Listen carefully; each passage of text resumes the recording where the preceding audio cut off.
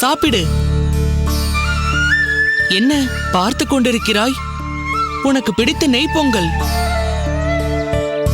ஓ, உன் தாய் தந்தையருக்கு எடுத்துக்கொண்டு போக வேண்டுமா? தாராளமாக எடுத்துக்கொண்டு போ. இல்ல, அன்னைக்கு இந்த நெய் பொங்கலை எனக்கு கொடுத்ததானே என்ன அந்த கோயிலுக்குள்ள கூட்டிட்டு போன.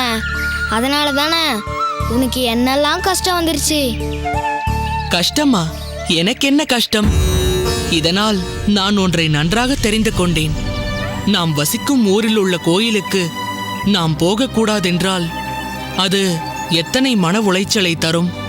நீ அனுபவித்த அல்லது அனுபவித்துக் கொண்டிருக்கும் அந்த உளைச்சல் எப்படி இருக்கும் என்று தெரிந்து கொள்ள பெருமாளே எனக்கு கொடுத்த வாய்ப்பாகத்தான் நான் இதை பார்க்கிறேன். என்ன உள்ள அழைச்சிட்டு போனதுனால தானே இப்படி ஒரு தண்டனை கிடைச்சிருச்சுன்னு நீ நினைக்கவே இல்லையா? இல்லவே இல்லை.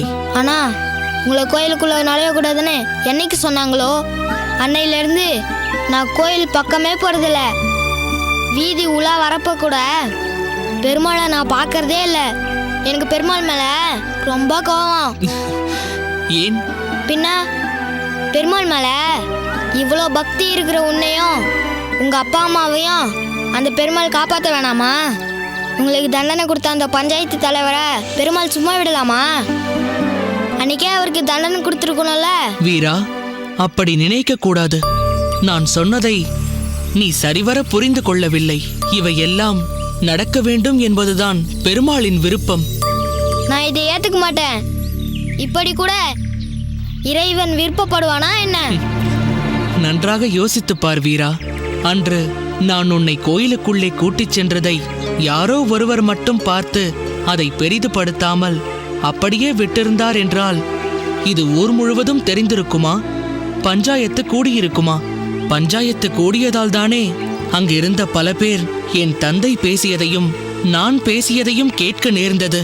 அது அந்த பல பேரில் சில பேரையாவது நிச்சயம் யோசிக்க வைத்திருக்கும். இவ்வளவு பாகுபாடு நம் சமுதாயத்தில் இருக்கிறதா என்று.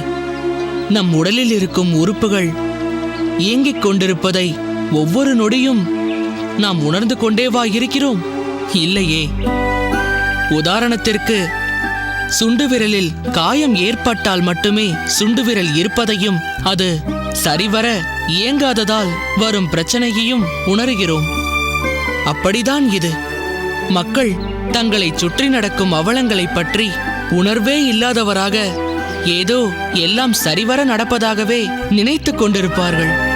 ஒன்றின் மீது வெளிச்சம் போட்டு காட்டினால் மட்டுமே அது பற்றி அவர்களும் சற்றேனும் சிந்திக்க ஆரம்பிப்பார்கள். அதற்கான வாய்ப்பைத்தான் பெருமாள் ஏற்படுத்தி கொடுத்திருக்கிறார். ஓ, இப்படி எனக்கு யோசிக்க தெரியலையே. நான் ஒன்றும் எனக்கு சாதகமாக யோசிக்க வேண்டும் என்று யோசிக்கவில்லை.